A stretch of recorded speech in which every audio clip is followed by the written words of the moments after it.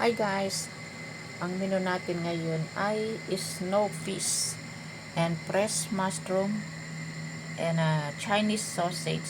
Sa tawag sa Chinese ay lapchang. So ito yung meron tayong parsley stock, onion and garlic. Try lang natin yan guys. Pero i-blanch muna natin yung dalawa na yan, yung snow fish and mushroom. And then ito ay na-steam ko na, so i-slice lang natin ng thin ang pagka-slice niya. So very simple lang guys. Ang seasoning nito ay konting oyster sauce and konting sugar and yung water niya ay chicken broth. Okay na siya. So guys, napakulo tayo ng tubig. Lagyan natin ng konting oil and salt. So ito guys, i-blanch lang natin siya ng 3 minutes.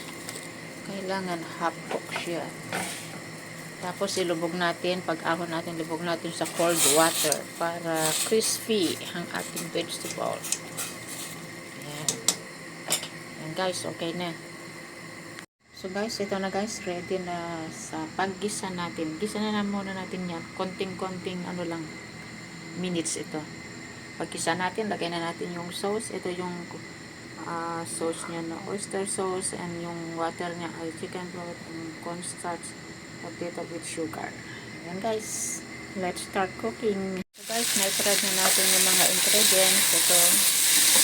So, ilagay na natin yung sauce niya. So guys.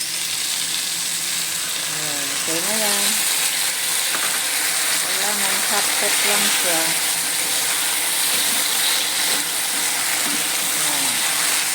Ayan. Medyo patuyuin lang ng konti guys. Kailangan yung nag-juicy lang ng konti. Okay.